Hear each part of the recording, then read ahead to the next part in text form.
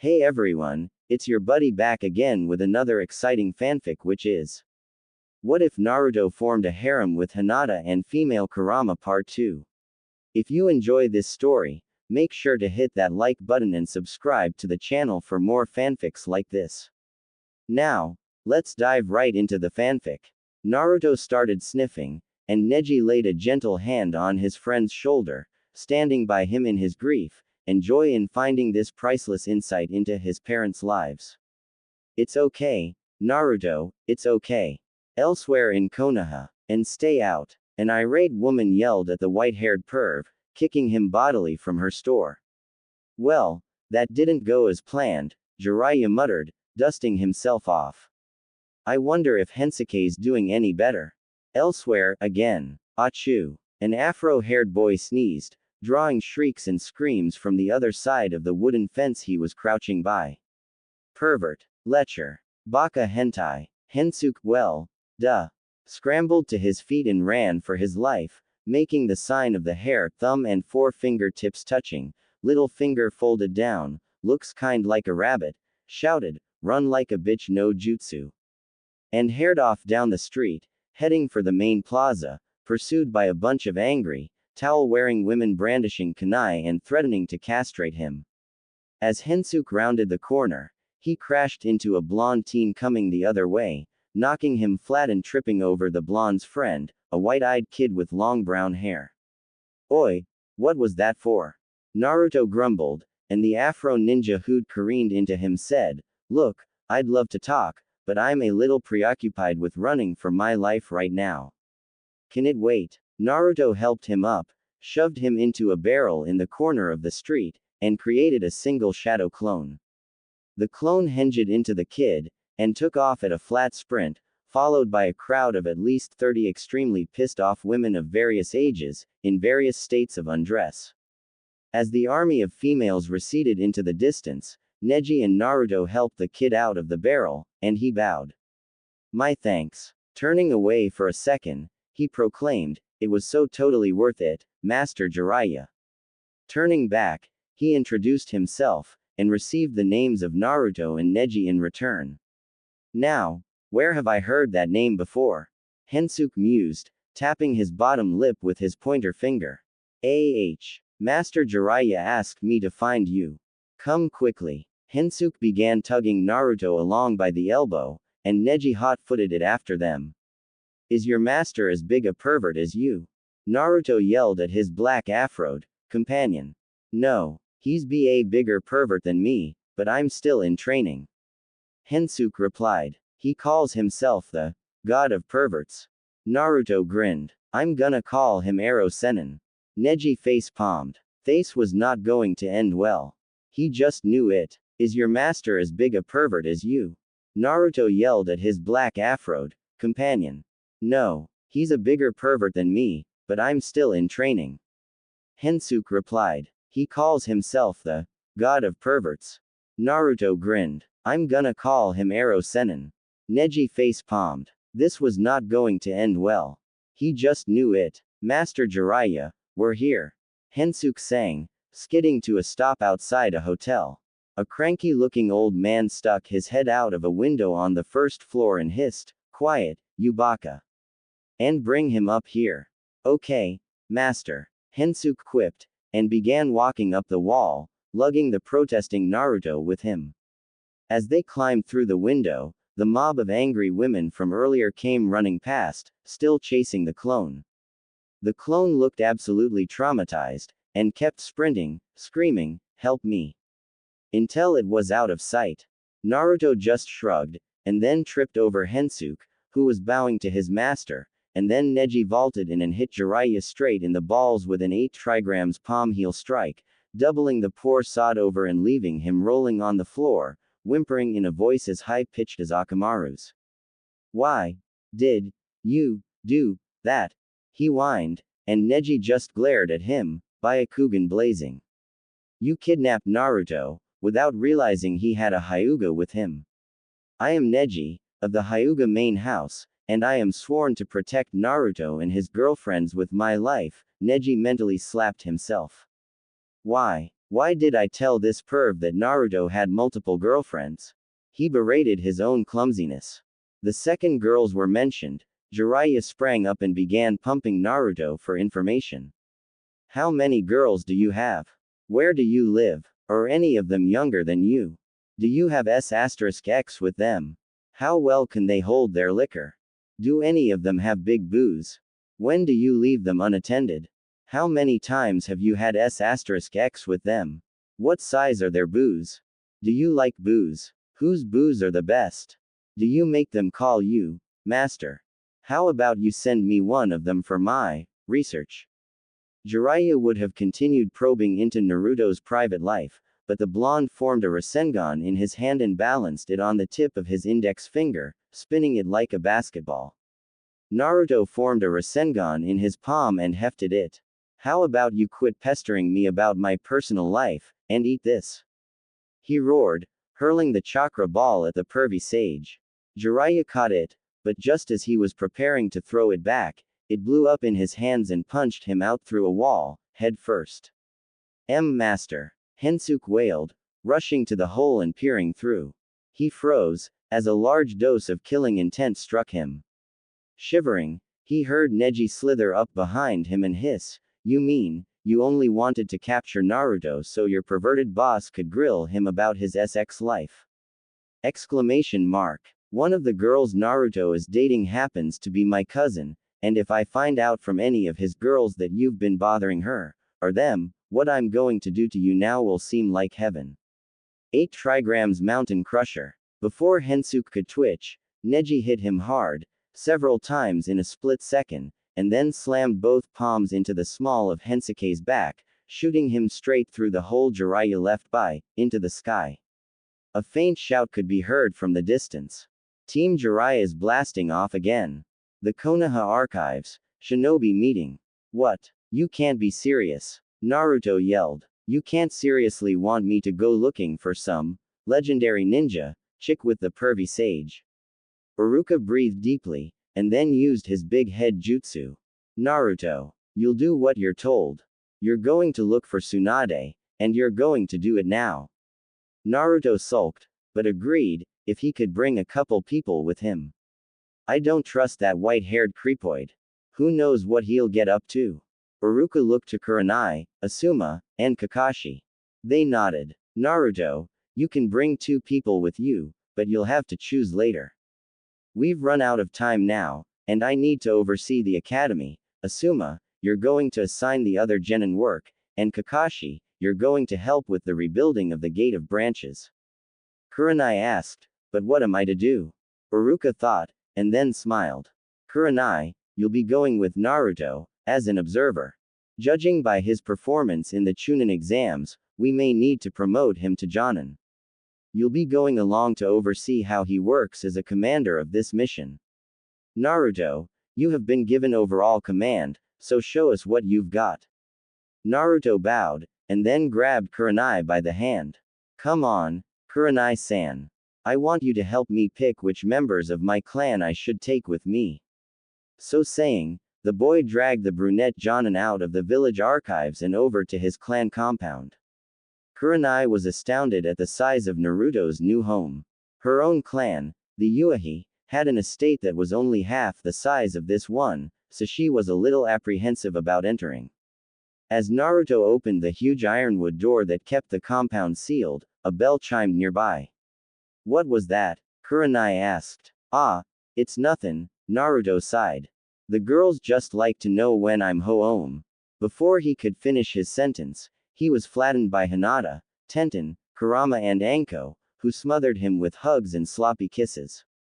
Anko swooped down to capture his lips in a heated makeout session, breaking off when she noticed the Jonin standing nearby, looking stunned.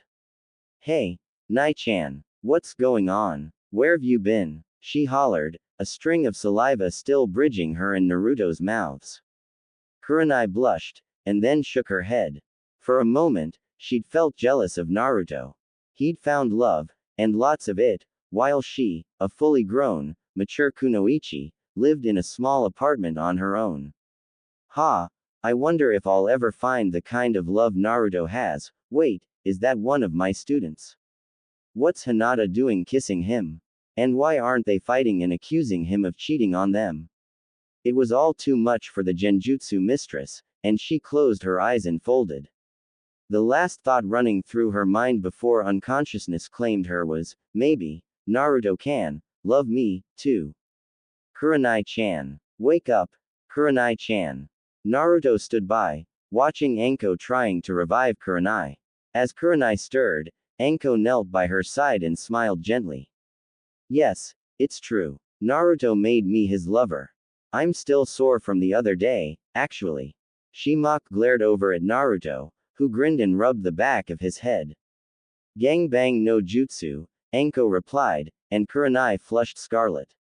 Wait, he has the chakra to perform that jutsu. Anko winked. And more, honey. Kurenai's face flared red again. Naruto hemmed and hawed, but in the end, the two girls going with him were Anko and Tenten, with Neji refusing to stay behind, so he came along too. The gate of leaves. Okay, we're ready to go to find Tsunade, pervy sage. Naruto called out to the two bandaged figures waiting for them, who both looked very sorry for themselves.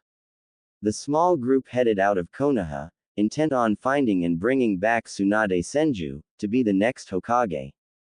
Later that night, Naruto and his squad made camp in a circle of fallen stones.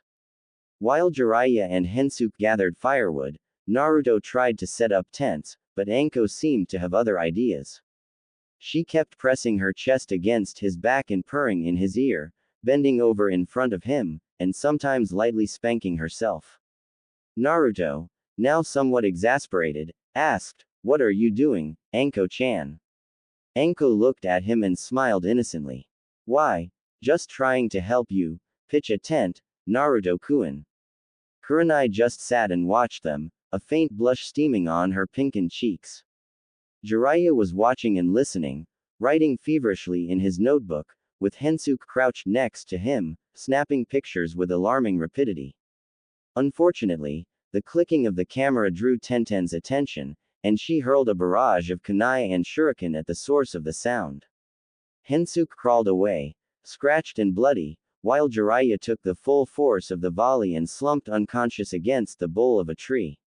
Hensuke whispered, "It was so worth it," before falling into insensibility.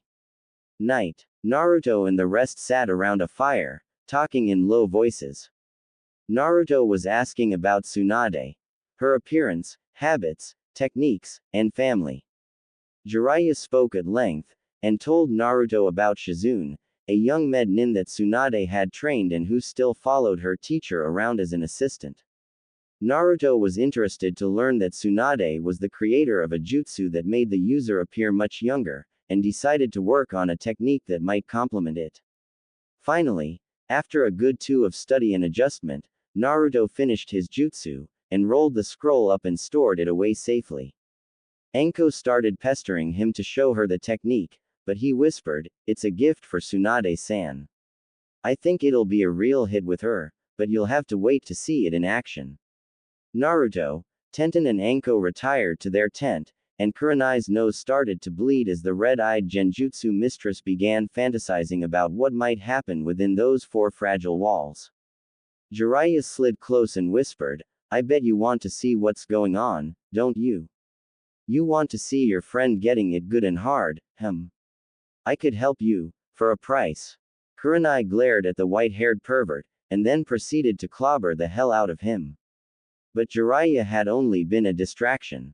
Hensuke had snuck up to the tent flap, and partially opened it, stuck his head inside, and snapped off several shots of Anko, Tenten and Naruto in various states of undress.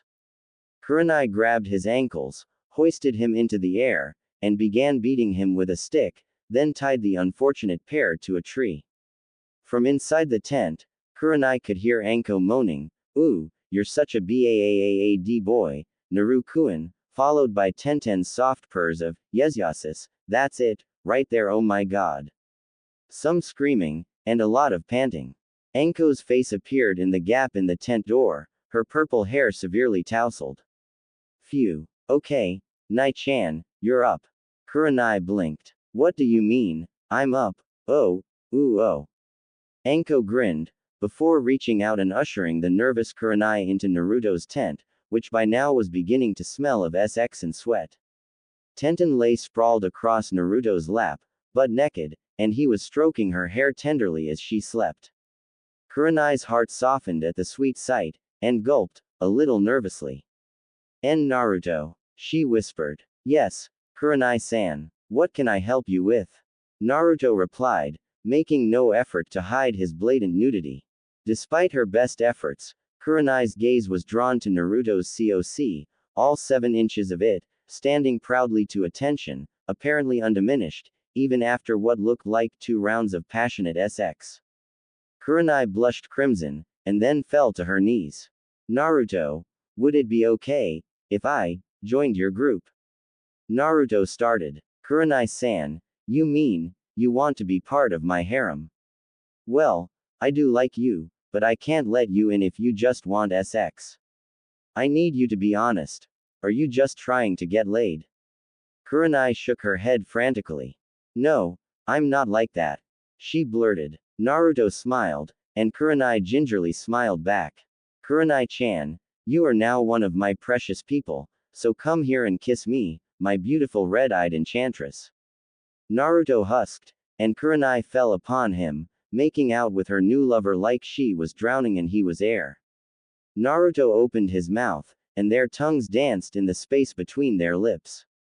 Anko sat in a corner and slowly stroked her puss, lost in the sight of her sexually repressed friend finding someone who truly cared for her. Kurenai and Naruto lay next to each other, cuddling. Anko had long since climaxed and fallen asleep, but Naruto was still talking quietly with his new girlfriend.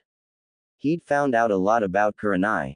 She was a member of the Uehi clan, and was naturally talented with genjutsu.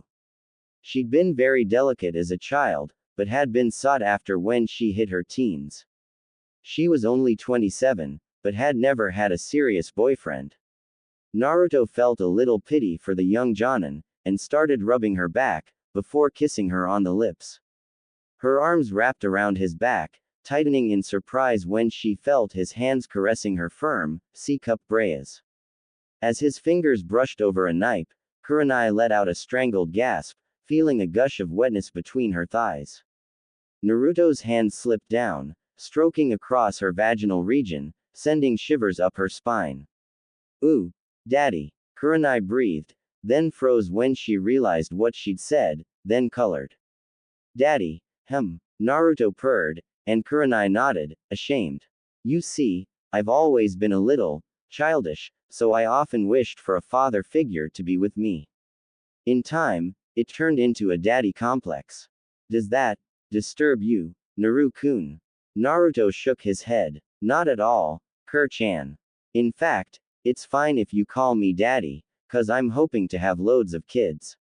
Kurenai blushed under the puss stroking, and then moaned, ooh, don't stop daddy, it feels so good. Keep touching me there, daddy. Kurenai kept moaning and panting cutely, sounding just like a young girl, until she squealed, and came all over Naruto's fingers, and she watched in a daze as he slowly licked her juices off his hand. Wow, daddy, that was great. She chirped. Now, will you lick me in my special place?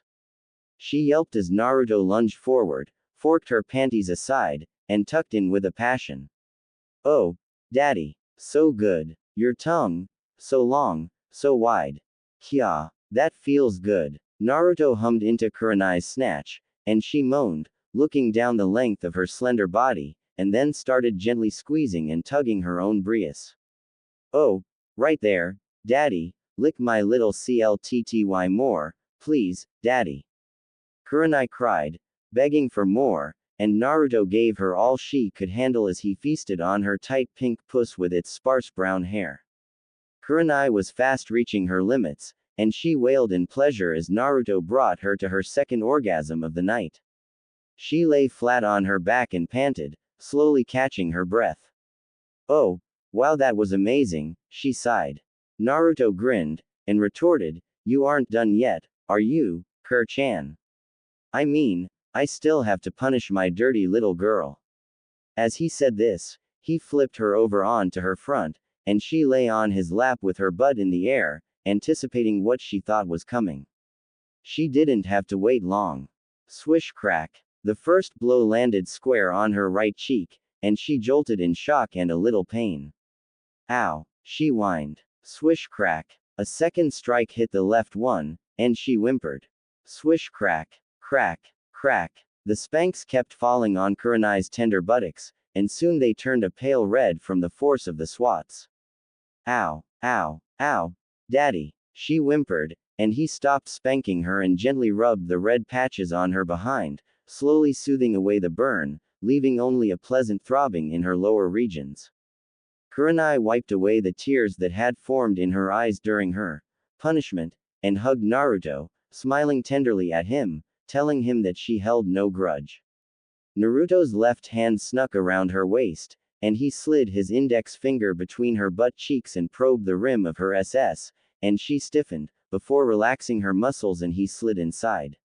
Shuddering at the sudden intrusion, Kurenai moistened again, and she moaned, quickly, Daddy, put your hard thing inside your little girl. I'm so wet, and I need you to put this inside me and give me your baby. Naruto bucked his hips gently, and his hard COC rubbed against Kurenai's opening, teasing her CLT, and she panted like a bitch in heat, grinding harder against him, inadvertently sliding further back onto Naruto's finger. Naruto finally gave in to Kurenai's whining and pleading, and placed the head of his dick against her slit, pushing in an inch at a time. Kurenai held her breath, feeling fuller than ever before. She'd had bigger, but they hadn't felt this good. She realized that the satisfying feeling was love. Naruto eased himself in, until he bottomed out inside Kurenai. She was so tight, and so warm, that he could restrain himself, and began thrusting lightly into her. Kurenai's eyes rolled back as her lover's monster meat penetrated her, and his finger anally violated her butt, and she started moving her on hips, slamming herself down on Naruto's prick, riding him like a true cowgirl, already building up to the next orgasm. Oh, oh, oh, so full, so hot, so good. Kurenai wailed, and stopped short of her orgasm, pulling Naruto's COC out of her puss, and turned onto all fours, moaning, take me in the butt, daddy, screw your dirty little girl's butt and make her scream. She got her wish, as Naruto positioned himself and rammed his entire length straight into the depths of her anus. Kurenai's scream woke Tenten, who sleepily latched onto one of Kurenai's hanging nipples, dangling just above her head. Kurenai moaned, cradling Tenten's head as the bun-haired Kunoichi suckled. Naruto started pumping Kurenai's plump, pert SS with relish. He wasn't one for traveling the Hershey Highway, but he did love treating his girls the way they liked, so he was more than happy enough to try anything once or twice. Kurenai's sensitive nipples being soused was driving her slowly toward the edge, coupled with a massive COK in her butt, leaving her teetering on the edge. Naruto put his hands together, and made the signs of ox, rat, bird, and dog. Double dicing no jutsu, he muttered, and a second COC sprouted just above his original. Pulling out, he shoved his real dick into Kurenai's puss, and the second one straight back up her butt. Kurenai felt two stiff rods inside her, and knew what he'd done. With that in mind, the newly liberated, well-sexed up Jonin came her brains out. Naruto grunted as he emptied both balls into her womb, and Tenten captured Kurenai's lips in a searing kiss. Kurenai fell limp next to the girl, spent and full of semen, her face bearing the now familiar, fuck, Ed stupid, look that Naruto loved making his girls wear. Back in Konoha, Kurama stopped making the beds, and listened. She could sense something, but it took her a minute to work it out. When she did, her face flushed, and then turned pale. Oh, Naruto's going to be so shocked when he finds out, she said, and Hinata turned to her. What do you mean, Naruto's going to be shocked? Kurama shook her head. She couldn't tell the poor girl just yet. Oh, I just forgot to buy any instant ramen, and Naruto will be back in a couple of days. I'd better get some tomorrow. Hinata accepted the excuse, and the two started making the beds again. But Kurama couldn't help thinking what would happen next. Neji, who'd been on guard during the early morning shift, had prepared breakfast for everyone, and waited to serve until they were all awake. Just as the last stragglers were seated, Tora the cat came streaking through the clearing, upsetting bowls, plates, and glasses. Hensuke jumped up and gave chase, following the deranged mammal round in circles, up trees, down trees, and so on until he finally seized him by the tail. Hensuke had spent a very uncomfortable night tied to a tree, and was more than a little in the mood to inflict pain and/or embarrassment on something, and Tora was in his sights. Grabbing the spitting feline, he grabbed his boom box and played a familiar tune, Keyboard Cat. Bouncing the enraged beast, Hensuke bobbed Tora's paws in time to the music. Tora tipped his head back, glaring at the dark-skinned ninja with open hatred. When Hensuke turned off the music, he relaxed his grip, and Tora pounced. RRRGGGH.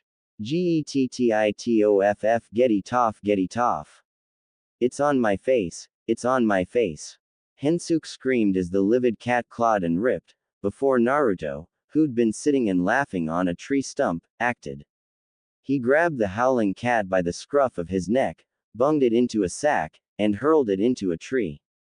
Hensuke stopped flailing about, and dropped his hands. He looked like someone had taken 11 pounds of hamburger mince and thrown it at his head. Wow! He moaned pitifully.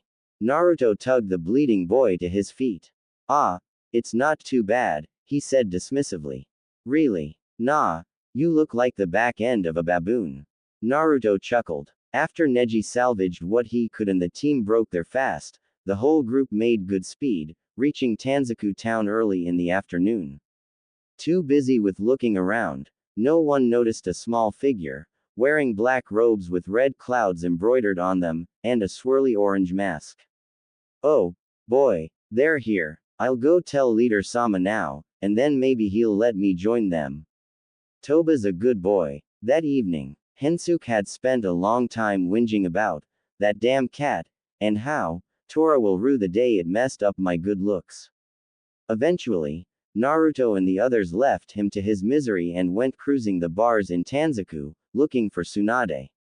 Hensuke, on the other hand, began to grin like a devil. He'd thought of the perfect way to pay back Tora. Hensuke, what the hell have you done?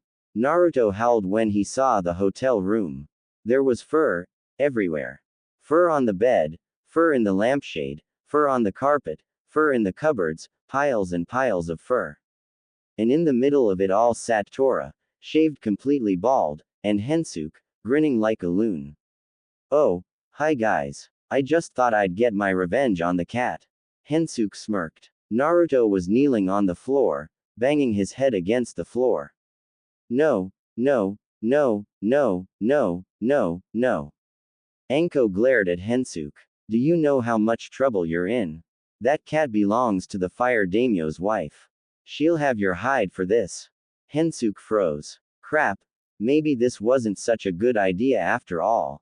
Tenten and Kurenai started clearing away all the tortoiseshell patterned fur, and Jiraiya clocked his apprentice upside the back of his head. Alright, listen up. I found out that Tsunade is coming into town to gamble and drink, like she does once a month. She'll be at the Black Leaf Casino from 8 p.m. till whenever they throw her out, so that's when we'll strike. Dismissed. Naruto waited until Neji, Hensuke, and Jiraiya had left, before closing and locking the door and closing the blinds. Stripping out of his dusty clothes, he beckoned to the trio of beautiful ninja babes that were his and his alone. As they fell into bed with him, he turned off the bedside lamp and the quartet immediately drifted into a dreamless slumber. The next morning, Naya, Tenten yawned as she woke. Stretching, she padded over to the windows, pulling back the blinds and threw open the panes of glass, letting cool air wash over her. Well, this is a fine how do ye do, miss, a voice said. Tenten looked down, and realized she was still Nod. Kya, pervert, she screamed. Naruto was up in a flash, eyes flaming. Jiraiya, no peeking, he roared, diving out of the window and straight into the stranger's midriff. Oof! The pair fell from the sill, landing in a thick bush, unhurt. Naruto leapt up, a kunai in hand, only to be disarmed and sat back down again. The stranger smiled. Well, ain't you peppy this morning? Come on, spill your name. Naruto replied, Uzumaki Naruto, of the village hidden in the leaves. You. The tall young man nodded. So you're the one, The name's Raz, of the Mayanaka clan, from Demon Country. I'm an S-rank Anbu operative, and I specialize in genjutsu. Naruto called for his bingo book, and found Raz, entry. I'm sorry, you want me to what now? Naruto exclaimed. Raz just stared at him, implacable. Naruto muttered, and I thought I was unpredictable. Well, can you do it? Make no mistakes, I do not ask for myself, but for my dear, sweet Kasumi. She is my love, and for her, I would gladly wade through an ocean of blood, and climb a mountain of skulls. I ask you again, get her in. Naruto started at the flinty stare from those cool dark eyes. I can. It'll be difficult, but I can. I just need you to do one thing. I'm going to talk to my sensei, but if he asks, you are not her boyfriend, you are her brother. You need to tell her that you are pretending to be her brother. She must act as if you two are not romantically together. Raz blinked. I agree, of course, but why the secrecy? My sensei and his apprentice are total pervs, but they'll do anything if a pretty woman's involved. Raz smiled in understanding. I see. Use Kasumi's feminine charms to guarantee her safety. HRRRMMM. I like it not, but needs must. Rising, he bowed slightly. I'll take you to meet my fair one, but first, he paused, staring meaningfully at the younger blonde.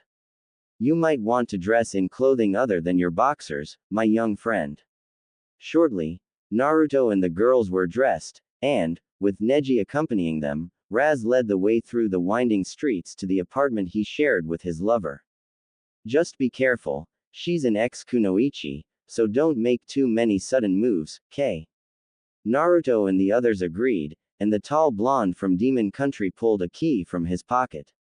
Turning to a door, he unlocked it, ushering the group inside. Who is it? Is that you, Raz? A voice called from one of the rooms. Yeah, it's me Kasumi, and I brought friends. A slender, dark-haired girl of a similar age to Raz hurried out of the kitchen. Oh, hello, you guys. I'm Kasumi, and you've obviously met Raz, of course. Her green eyes flashed as she invited everyone to sit in the small living room, to discuss the plan. So, Raz told you that he wants us to move to Konoha, and that we need your help.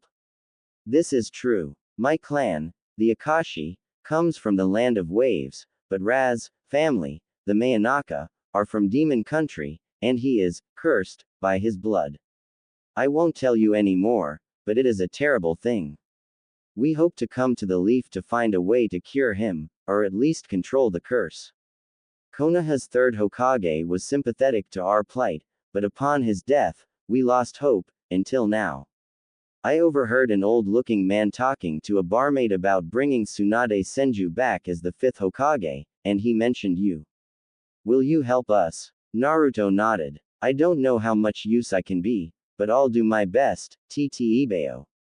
He declared, and everyone's sweat dropped. Is he always like this? Kasumi whispered to Anko. Yup, she replied, and I wouldn't have it any other way. The two shared a smile, and watched the blondes hugging and cheering. Raz followed the group back, and he and Naruto went off to find Jiraiya and his pervy apprentice. As the day turned to evening, the two blonde ninja found the pervy pair, already hiding in a bush outside the Black Leaf Casino, waiting for Tsunade to appear. Their plan was ruined when Naruto bellowed, Oi! Pervy sage in training. Jiraiya growled, Oh, my dear Kami, what? Naruto introduced Raz, and the older teen explained the reason he wanted Jiraiya's help, minus informing them that Kasumi was his girlfriend, but instead claiming she was his sister. Jiraiya agreed without a moment's hesitation. Just as the rest of the Konoha contingent arrived and concealed themselves, Tsunade and her assistant, Shizune, strolled through the doors and into the casino. The next morning, Naruto, Neji, Raz, and pretty much everyone else, was pissed off. Tsunade had stayed in the damnable casino all night, and they'd all had to sleep in turns, still ensconced in the bush. A few minutes before sunrise, Tsunade staggered out, drunk as a skunk, supported by her friend. The Konoha nins followed them, out of Tanzaku, and along a path bordering a field. Shizune stopped. Shit. I left my bag in the bar, you stay here while I nip back and get it, okay? When Tsunade nodded, Shizune skipped back towards town, nearly catching the stalker brigade as she passed. A few moments later, the ground rumbled, and a familiar figure rose from the depths. Kukukuku, good morning, Tsunade, came a cold and reptilian voice. Orochimaru. Naruto snarled. I thought I'd finished him off, but it looks like snakes are related to cockroaches. Tsunade snapped to attention, her drunken sway stopping immediately. What do you want, Orochimaru? I heard you killed our sensei. Is this true? The snake Sanin smiled mirthlessly. Oh, it's true, alright, but I need you to help me. A young blonde hooligan managed to wound me, and the old man crippled my arms. Fix them for me, and I shall return your loved ones to you. I can bring them back. Tsunade trembled. Dan. And Nawaki. You bastard. Fine. You win. Tsunade grabbed Orochimaru's wrist and her left palm started glowing. Within a splintered second, 3 shurikens spun towards her, and she vaulted away. Kabuto dropped from a tree branch, adjusting his glasses. Lord Orochimaru, that wasn't healing chakra. She was preparing to attack you. Kukukuku. Kukukukukukukuku. It looks like I need to beat a healing session out of you, then. Tsunade stood her ground, but just as Kabuto knocked her out, he was body checked by a blonde blur. Raz stood, sword in hand, with Jiraiya, Kurenai and Anko against Orochimaru. Neji, Tenten, and Naruto faced off against the Leaf Trader. Jiraiya lunged, but Orochimaru slithered aside, while spitting a few snakes from his mouth.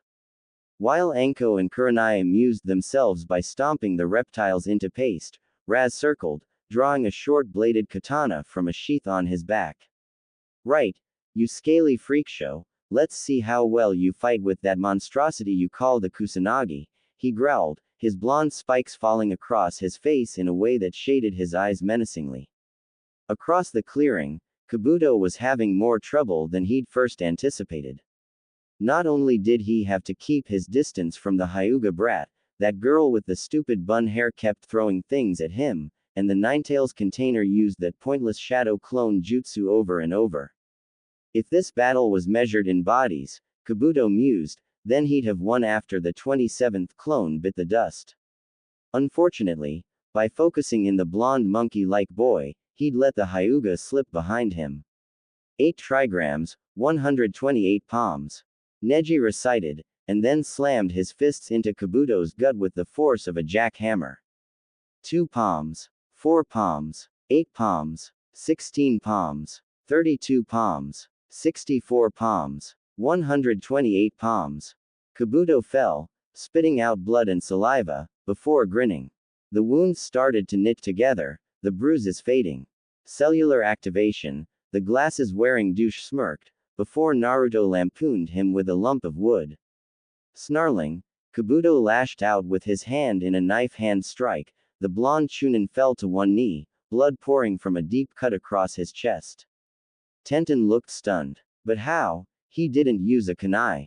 Neji nodded. So, using a medical jutsu as a weapon. You sicken me. The chakra scalpel is not designed for inflicting deliberate injury, but you corrupted it. Is there no end to your perversion? Bastard. Neji began pummeling the gray-haired ninja with everything he had, not letting him prepare another strike. If Kabuto were to use that technique anymore, he could literally cut them to pieces. Neji. Duck.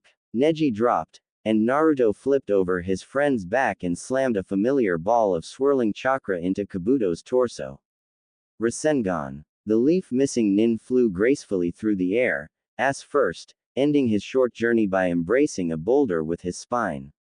Even Kabuto's healing techniques could not prevent serious injury, and he lay there, groaning. Over with Jiraiya, Raz, and the Leaf Kunoichi, the fight was still on, but only just. Anko couldn't even hit her old master, he knew her too well. Jiraiya had hit him several times, but never inflicted any real damage, and Kurenai was currently fighting off one of his genjutsu. The only one still fighting was Raz, meeting Orochimaru's sword strikes with blows of his own. The chimes of ringing steel rang throughout the small valley, echoing loudly. Raz vaulted over an ankle sweep, and lashed at the snake Sanin's neck. He managed to parry with the grass cutter, before stabbing it forwards rapidly. The swords met again, before Raz staggered back, clutching the hilt of his weapon, the blade lying shattered between them. Orochimaru swallowed his blade, chuckling.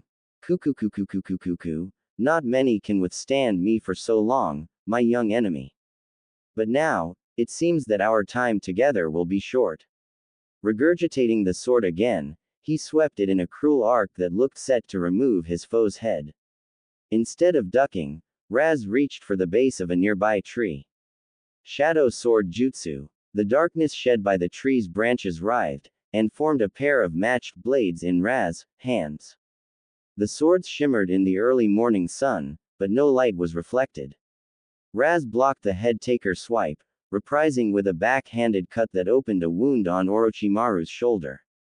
The Sannin gaped in surprise, blocking several follow-up strikes from the blades that nearly cut his face to the bone.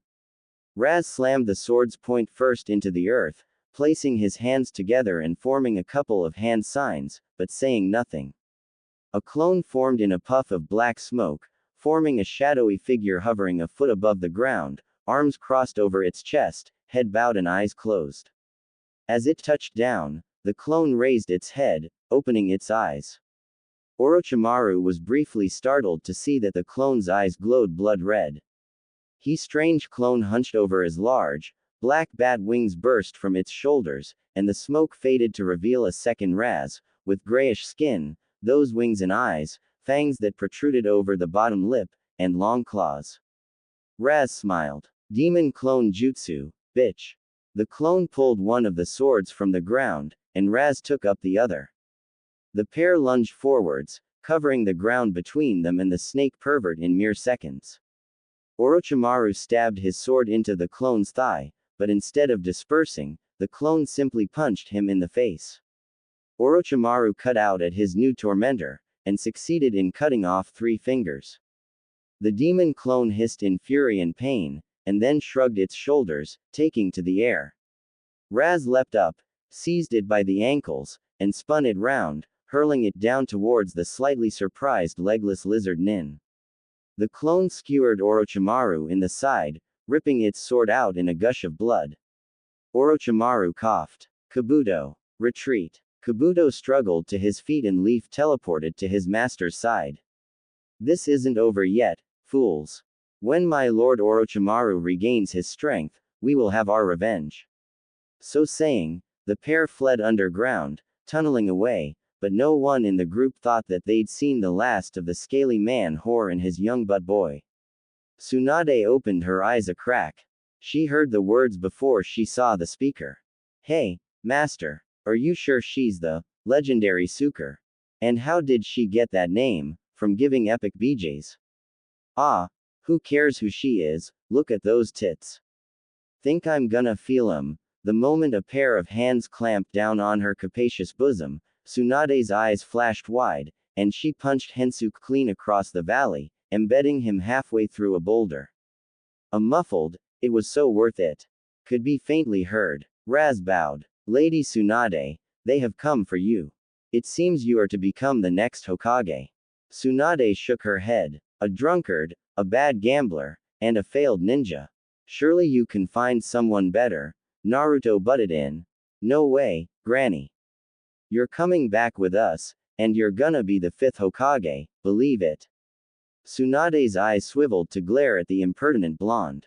Excuse me. Just who the hell do you think you are? I said no, and I mean no. Panting, Shizune burst into the clearing. What? What's all the shouting about? Tsunade growled. These idiots think I should go back to Konoha and become the new Hokage. Shizune clapped her hands. Oh, great. I'd love to go back to Konoha. I left all my friends behind when I followed you, and I'm dying to see them again. Flustered, Tsunade groaned. I haven't said yes yet. Oh, fine. If you won't fuck off and leave me in peace, I might as well become the Hokage, but Jiraiya, I'm gonna ban your dirty books in Konoha for this, ya hear me? As the group set off to collect Kasumi, Jiraiya and Hensuke fell to their knees, weeping hysterically. The sound of their crying could be heard for several miles. Tsunade chuckled as she told everyone a funny story. And then, he pantsed me in front of my academy class, so I fed his hamster to the Inuzuka's nin dogs. Raz grinned, and cuffed her lightly on the shoulder. That story gets funnier every time, I swear. Kasumi giggled, her long black ponytail bobbing as she held her sides. Within the hour, they were ensconced in Naruto's suite, simply because it was the largest room. Naruto explained the situation, how Orochimaru had used the Casecage's skin to infiltrate the leaf, and how he had recruited the village hidden in the sound to help invade. Tsunade's shoulders shook with fury as Naruto told her how the third Hokage had fallen in battle.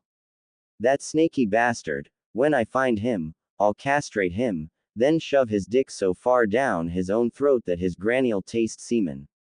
Every male present shuddered, and cupped their hands over themselves protectively.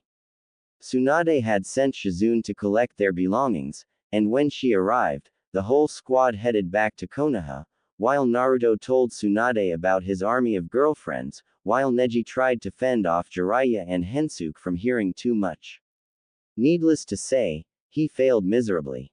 As they walked, Kurenai couldn't help thinking back to the nights she'd spent in Naruto's bed, and how good he looked from behind, or from any direction, really, and her panties dampened immediately, clinging to her thighs as they brushed past each other with each step she took. The rubbing was making her horny, and the urge to fuck something only grew when her CLT poked out of its hood, stroked by the soft cotton of her knickers. Naruto spotted Kurenai lagging behind, and slowed to talk. Hey, what's up? You seem kinda distracted. Can I help? Kurenai grinned evilly to herself. She whispered in Naruto's ear, and he smirked. Hey, Naruto, Naruto, Raz called. Naruto and Kurenai appeared from behind a tree, and rejoined the group. Sorry, guys, we needed to take a leak. Raz grinned, and said, just let's get moving, okay? As they kept strolling down the path, the shadow clones of Naruto and Kurenai wondered, I wonder what the realists are doing right now. Oh, no, don't stop, keep going, keep going. Kurenai wailed, her hot core throbbing as Naruto plunged his stiff rod into her back pressing into a tree, the rough bark scratching her sensitive skin and leaving red lines on her buttocks. Harder, daddy, harder. Naruto complied, pumping into his woman like a man possessed, and almost pounding her into the mighty oak whose bark they were currently watering with Kurenai's puss juice. The quivering genjutsu mistress threw back her head, eyes rolling in their sockets, and screamed. Naruto, oh, Kami, Naruto oh. Naruto continued to hump his red-eyed babe, but he felt a bit left out. Kurenai, coming down from her orgasmic high, realized that she was the only one who'd got some release, and that it was her fault that Naruto was still hard inside her. She began contracting her vaginal walls rhythmically, squeezing and relaxing, while pressing her ample breasts against Naruto's face and chest, until she felt the familiar pressure and throbbing inside her. Naruto was about to come, but he still had a second. He clasped his hands, and muttered, Kum balloon jutsu. With not a moment to spare. Kurenai squealed in her third orgasm, and this one was a real humdinger. She felt Naruto's seed pump into her womb, and keep pumping, and pumping. She looked down, and gasped. Her belly was swelling, bloating up like she'd swallowed a melon, and still growing. Kya, Wah wah, Kurenai moaned, her swollen belly now unable to hold any more, and her puss stretched to its limits trying to hold in the flood of semen. She sank to her knees gasping, her distended belly forcing her legs apart, and panted heavily. Yua. Ooh. Ooh oh ooh. Kurenai shuddered, and, with a final push, she sprayed all of Naruto's cum in an arc that soaked the ground in a fan shape for 15 meters. She slumped onto her side, and sank into unconsciousness. Naruto chuckled at Kurenai's enthusiasm, and picked her up bridal style. Leaping into a tree, he bounded in the general direction of Konoha, carrying his dead to the world girlfriend. He deliberately flared his chakra as he kicked off, trying to rouse Kurenai before they ran into their allies. On the road, my creator's been gone for a while, mused Kage Naruto. How long does a bit of nookie take? Hey, Naruto-kun, keep up, slowcoach. Tenten giggled, running back and clinging onto the clone's arm. She leaned into him, rubbing her cheek against his shoulder. The clone flushed, and sped up a little. Hurry up, Konoha, Naruto's estate. Hinata-chan, can you help me put the shopping away, please? Kurama asked from the front door, laden with bags. Hinata skipped downstairs, and grabbed a couple, and the two girls headed for the kitchen, chatting amicably, talking about the day Naruto was due back. The pair had plotted to celebrate their lover's return, with a party to end all parties. I can't wait, Kurama-chan. Naruto's home tonight. Hinata squealed, dashing in circles around the older girl. Kurama's tails flared and twisted, and she squealed too. I know, Nata-chan. I bought a few things. We can really surprise him. Haha. A trickle of blood ran from the redhead's nose, and she grinned naughtily. Naruto, real one. Ah, Kurenai-chan. You woke up.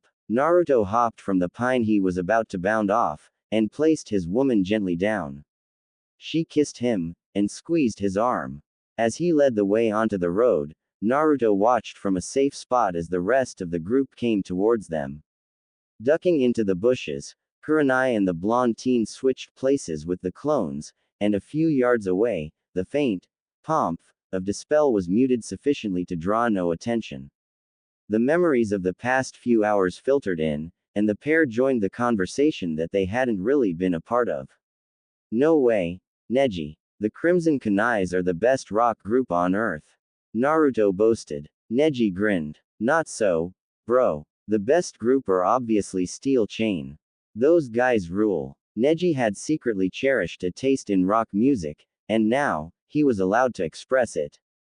Like, that one track, where Kayuki Seto, the lead guitar, was all like, Dana na na na na na na. Friao. Daka daka daka. That was the bomb jutsu. Naruto snorted. Oh, Kayuki-san's hot, but she's out of her league when compared to the Crimson Kunais' lead. Tanako Izuyura is so much cuter. And her voice. That thing is an orgasm in vocal form. Neji shrugged. I will admit she has a great voice, let's just agree to disagree. Naruto high-fived his white-eyed friend, and the two burst out laughing, Neji because he was happy, and Naruto with delight at the change in his former adversary. The group made its steady way home, with Naruto completely unaware of what lay ahead. Come on, girl, what are you doing in Konoha, and why do you want to speak to Naruto so badly? You need to tell us, or we can't help you. And exasperated Jonin pleaded. The red-headed teen ignored him. She hadn't moved or spoke for 3 straight days.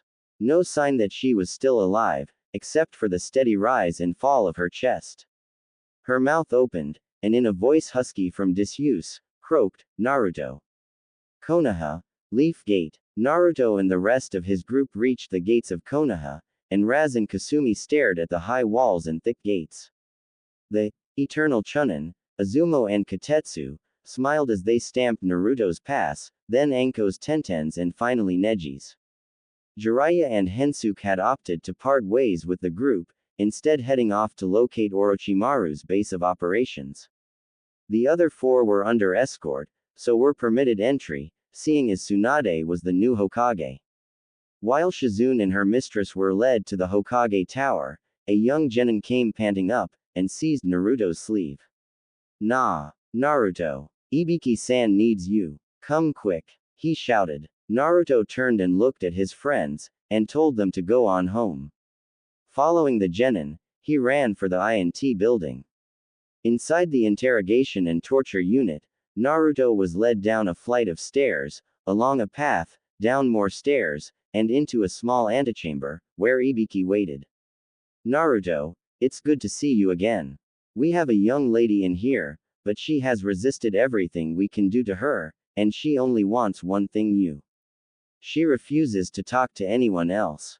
Naruto nodded. Let me go in. Is she dangerous? Ibiki shook his head. She looks like that sand nin, Gaara. Maybe a cousin. Dresses like him, but without the gourd. She's made no aggressive moves, so you should be fine. Naruto nodded again, and Ibiki unlocked the door, and let the blonde in. Sitting in a wooden chair, a girl who looked very much like Gaara stared at him, before bursting into tears. Naruto. She threw herself on him, clutching at his chest and screaming. Naruto just held the sobbing girl, until she calmed down. When she looked up at him, through black ring turquoise eyes, he asked gently, Gaara. It is you, isn't it? The girl started. How did you know, Naruto? He smiled. The only girl who looks like Gaara could only be Gaara. Did you learn my sexy jutsu? Gaara shook her head. No, I am a girl. I was hit by an unidentified technique. Shukaku took the brunt, and was almost destroyed. In her last effort to protect me, she changed my form permanently. I am now as you see me. I changed my name, and I'm now Akane no Sabaku, youngest daughter of the Kazekage.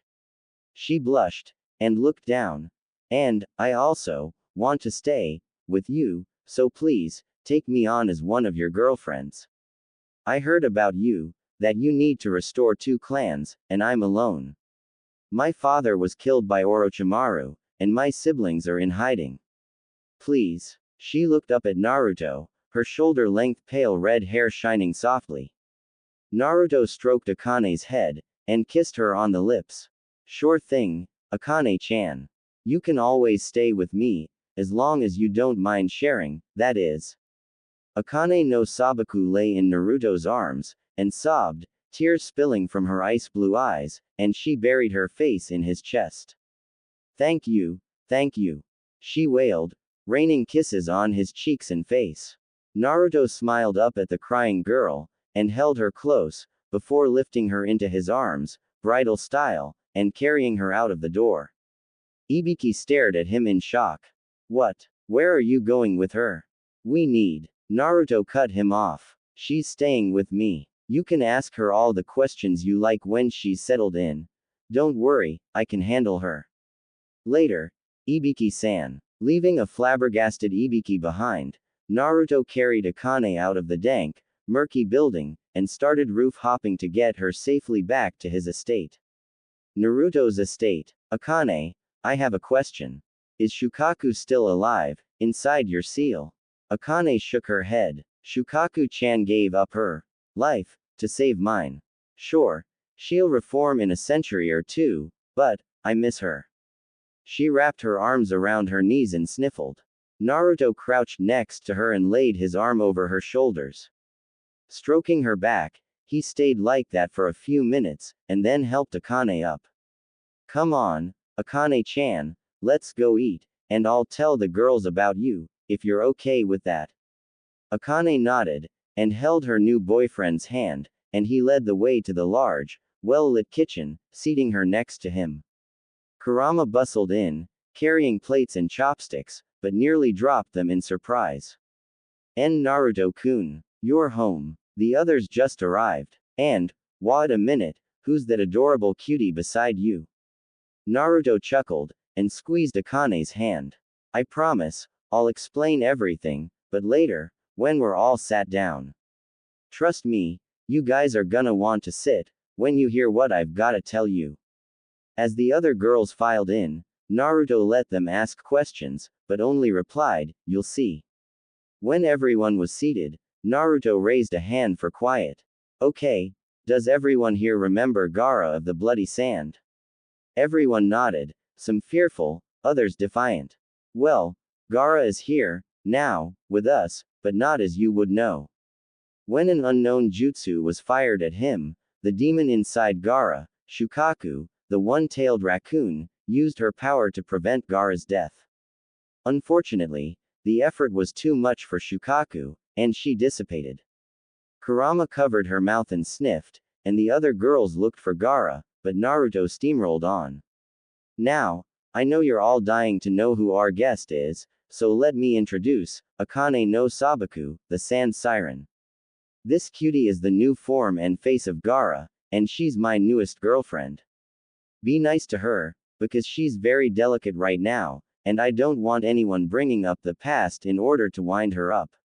She's one of us now, so let's all get along, okay? Yes, Naruto-kun. All the girls chorused, and they all came up, one by one, and gave both Naruto and Akane a warm, tender hug. Akane smiled, and began eating ravenously, almost like Naruto did every day. The group burst out laughing when she paused, covered her mouth, and swallowed a huge mouthful. Gee Goman, I haven't eaten in a few days, I lost control. She squeaked, blushing adorably. Naruto kissed her cheek, and rubbed her back, saying, it's fine. Eat as much as you like. I'm sure Kurama-chan made plenty. I mean, I eat like that too. Akane resumed eating, but in a more ladylike fashion, before filling her bowl again. Akane-chan, would you like a bath? Naruto offered, and the redhead nodded. Okay, then I'll show you where to go. The taller blonde nodded. He stood, took her hand, and led her out of the house, around to the forge, and past it. A few yards on, he turned, and pointed to a steaming pool. See that? That's the hot spring. Take a dip, if you like. Turning to leave, Naruto felt a gentle tug on his sleeve. Akane was gripping him, holding him back nervously. Naruto, don't go. Naruto's heart melted at the sight of the sniffling girl before him, and nodded. Okay, my sand siren. I'll stay. He turned his back, and took off his sandals, dipping his feet into the hot water. Akane wiped her nose, and then shrugged off her outer clothing, then her shirt and leggings. Standing there, gnawed and pale, Akane no Sabaku glided over, kneeling down, and tested the steaming liquid. Finding the temperature pleasing, she swiveled her hips, sliding into the water with a sigh of content. Naruto watched in amusement, before he blushed crimson. One of the new girl's small breasts rose out of the water, the nipple pink and firm. Akane-chan. Naruto spluttered. She answered, looking drowsily at him. One of your B-breasts is showing, he coughed. Akane looked down, and then shrugged. I don't mind. Letting my boyfriend see my body is what a girlfriend is, right? Naruto reached out, and then pulled back, slightly, watching Akane's reaction. Akane watched him, and then understood. Oh, you want to touch them? She guessed, and Naruto nodded, nervously watching her reaction. Akane shrugged again, setting her small chest moving, then leaned forwards, letting Naruto's hand cup her right breast. Naruto, she moaned quietly, still unused to the senses that accompanied her new form. Naruto's index finger gently circled the nipple, and Akane gasped, tossing her head back. Wow, you're really sensitive, huh? Naruto pushed the teat into her boo, and Akane whimpered louder, shifting in the warm water. Naruto stopped fondling Akane, and quickly stripped off his orange jumpsuit, before slipping into the pool behind her, pulling the aroused girl onto his lap. Akane shuddered in pleasure at the skin-to-skin contact, and saw Naruto's hand rise up to grip her breasts again, stifling a squeal as she felt the lightest touch of his fingers between her thighs.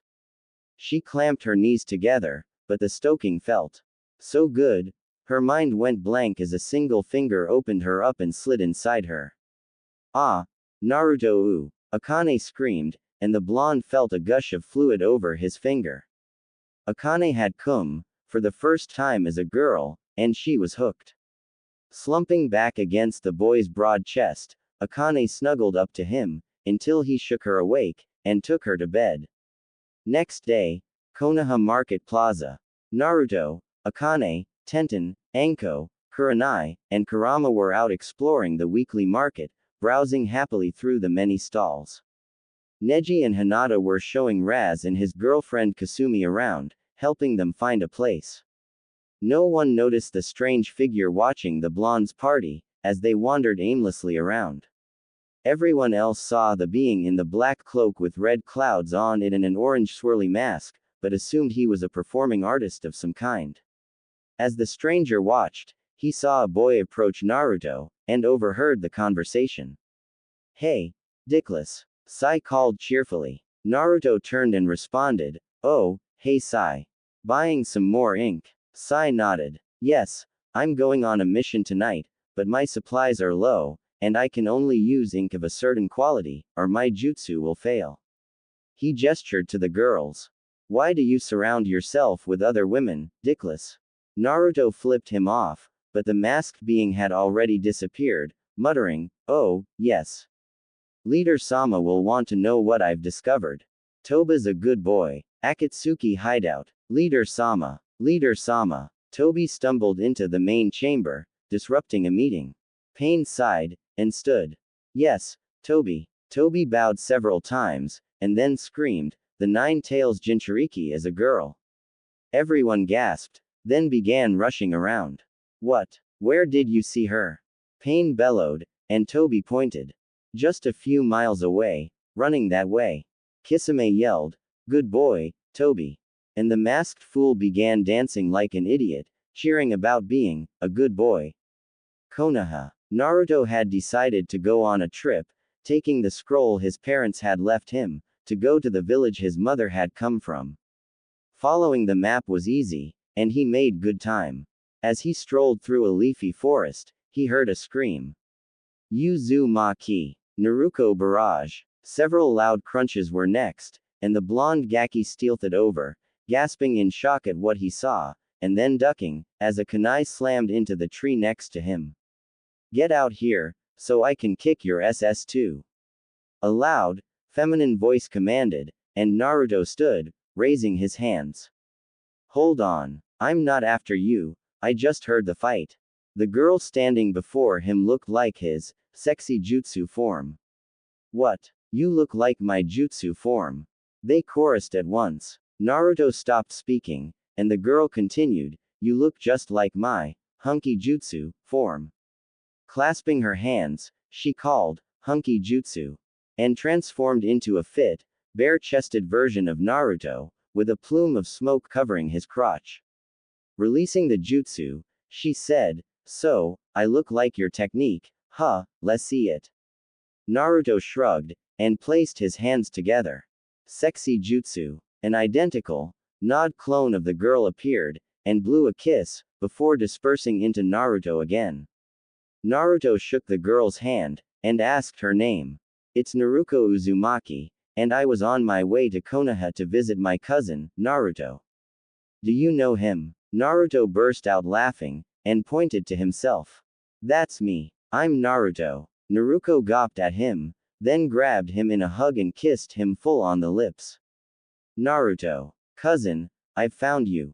She began peppering her younger relation with kisses, and then explained. "My aunt died a few weeks ago, but told me of a cousin, living in the land of fire, in Konoha. She sent me to be your wife, so we can restore our clan." Kissing him again, she linked hands with him, and leaned into him, letting Naruto take charge. "So, you're going to find Aunt Kushina's old home, huh? And you have several girlfriends? Okay, just as long as you don't mind another." Naruto giggled, and groped her cousin's crotch. "TTOOOOOBBBBEE." Kisame roared, stomping into the Akatsuki lair, before slamming Samahata into the wall. Pain sighed. "Toby got it wrong, didn't he?" he asked, shaking his head in despair. Toby was still dancing in circles, singing, good boy, Toba's a good boy." Kisame punched the table, and screamed, "Toba's not a good boy. Toby stopped dancing, moaned, "Aaaawww," and slumped in a huddle in the corner. "So, you're going to find Aunt Kashina's old home, huh? And you have several girlfriends? Okay, just as long as you don't mind another." Naruko giggled, and groped her cousin's crotch. "Konoha, Raz and Kasumi's house. Raz. Yo, buddy. Tsunade-sama needs you, she's got an assignment for you, if you're not too busy." Kakashi Hatake called into the apartment that Raz had rented with his girlfriend. Raz stuck his head out from behind a large crate, which he was currently heaving across the floor. "Sure thing, Kakashi-san, just gimme a moment," he tugged, and the crate slid another foot. Kakashi leaned against the box, and it slid further, as the two ninja put their backs into it. Raz stopped pulling once the box was positioned in the center of the room, before he punched it with a fist. The box splintered, and a large, intimidating assortment of weapons fell from a stand, now kind of buckled after the blow. Kakashi picked up a lethal-looking short sword, then dropped it, as a snake's head oozed out of the pommel, before withdrawing when he let go. "Yeah, don't touch the kit, it's got a pretty potent little curse on the stuff, and I'm gonna break it, but it can wait." "You said Tsunade-san had a mission." Kakashi nodded. "She asked me to come get you. Oh, about 2 hours ago, actually. You're late. Better hurry." He gave his usual eye smile, __, then leaf shunned away. Kakashi. Raz howled, and shadows engulfed him. When they drew back, he was. "Land of Grass. Is this Orochimaru's lair?" Hensuke raised an eyebrow. Jiraiya nodded. "Yes, Orochimaru is most cunning. I would never have expected that he'd hide in a sewer." Hensuke hefted the bag of spy cameras, and slipped off. "Land of Waves, Ouskirts of the ruined village of Uzushiage-kur. Come on, cuz. Just a bit further." Naruko exhorted her younger relative on to even greater efforts, as the duo came to a rest on a rocky plain. No, not rocks, the ruins of houses and shops. Naruto stared around, and saw that not a single structure was unscathed, and most were overgrown, and dead. "Holy shit, what happened?" Naruto gasped. Naruko put her arm around him, and told him. The village was prosperous, because of its talent for sealing and binding jutsu. Too skillful, the village was destroyed during the Third Shinobi World War. Naruto sniffed, and wiped his eyes, before looking around. "What are you looking for, Naru-kun?" his cousin asked curiously. "The guardian stones. My mom said they'd teach me something, if I kissed someone I loved when they were nearby." Naruko blushed, and took his hand. "Let's go find them, then." Land of Grass. "Master Jiraiya, I'm back. The cameras are in place." Hensuke panted, appearing at Jiraiya's side. Jiraiya pulled a small computer from a scroll, and started skipping through channels, looking for anything he could use to stop the perverted snake Sanin. Stopping on the first one that revealed the pale douche, Jiraiya stopped, stared, and then screamed in horror. On the screen, in inglorious technicolor, Orochimaru was showering, and singing, "I Will Survive," with hip motions. "Ah, oh, Kami, it's hideous. Burn it. Beat the images out of my eyes. I can't see, I'm bliiiiinned, bleenned." Hensuke facepalmed himself, then reached into another bag, pulling out blocks of explosive clay. "Blow it up, master." Jiraiya wiped his eyes, rammed a kunai through the screen, and growled, "Oh, yes. Blow it up, now. Blow it all uuuppp. B bracka boom mmmmm. A cloud of smoke plumed over the land of grass, and maniacal laughter echoed through the valleys. Hokage Tower. "Raz, you are to go and find Naruto, and bring him back. We need him for a mission, but he appears to have left the village." Azumo and Katetsu saw him leaving, heading for Wave. "You accomplish this, and you'll get yourself an Anbu rank." Dismissed. Tsunade turned back to the stacks of paper filling her new office, and slammed her head on the desk. "Damn you, Naruto," she moaned. "Naruto. Are these the stones? Naruto called, tugging her cousin over to a half-collapsed ring of boulders. Staring into his eyes, she kissed him on the lips, then waited. After a minute, a faint grinding noise echoed upwards, and a slab of stone, with swampy water and silt pouring off, rose up, revealing a dark, earthy hole. Just as Naruto bent down to look in, a dark shape fountained out of the water behind him, slipped on a slime-covered rock, and cannoned into him, knocking him through the hole, falling after him, and followed by a furious Naruto. Get back here, assassin. Murderer. Erg, owie, moaned the mysterious person, after Naruto and his cousin had beaten the living daylights out of him. His swirly orange mask cracked. Toby looked pretty pathetic, all tied up and concussed. Toba's a good boy. Wump. He fell over backwards, out cold. Raz showed up 2 minutes later, and sweat dropped. This idiot tried to hug you. Naruto nodded. I think he's just high. Or really stupid. Take him back to Konoha for me. I gotta find something down here. Tell Granny I'm sorry for leaving, okay. Raz nodded, and picked up the unconscious Akatsuki member. Toby mumbled, the fluffy ones taste better. Naruto and Naruto explored the tunnel. It led to a small room, with shelves in it. The shelves were filled with scrolls and paintings. The pair sealed everything into some storage scrolls, and looked around to make sure they had everything. The room was bare, so they headed out and up through the hole, which ground shut behind them, hiding the secret forever. On the tree hop back to Konoha, the blonde boy was silent as he bounced. Naruto let him think, and he brooded for most of the journey, his mood lightening the closer he got to home. When he led her to the huge doors of his compound, he kissed Naruto quickly, and then opened the door, setting a bell to chiming. In seconds, he was glomped by Hinata, Anko, Kurama, Tenten, Kurenai, and Akane, who hugged and kissed the blonde stud as much as they could. He smiled and kissed them, one by one. Kurenai blushed. Daddy, I'm pregnant. Naruto's eyes widened and he fell over in shock. Pregnant. She nodded, shyly smiling at him. He bounded to his feet and hugged her. Yahoo! Now I just need to knock up Hinata, Anko, Naruto, Akane, Kurama, and Tenten. The other girls squealed delightedly, before dragging him into the Namikaze mansion. For the rest of the day, moans, screams, cries of bliss, and other erotic noises could be heard. Inside the mansion. Oh yes. Harder. More. Anko moaned as Naruto took her from behind. Groping her breet, she licked at Kurama's drooling snatch, while Kurama fingered Tenten and Naruto while sousing Hinata's CLT. Akane was masturbating while she soused on Kurenai's left nipple. Kurenai rested after her turn, and Anko screamed as Naruto flooded her fertile womb with cum. Kurama gasped. That's it. She's carrying. Anko climbed off, giving her place to Hinata, who shuddered as Naruto's COC pushed all the way into her. Moaning in bliss, she pressed his hands to her large, milky breets.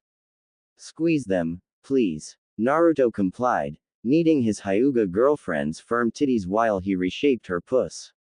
Creating a shadow clone, Naruto began making out with it, the twin blondes groping and fondling the other's breets and butts.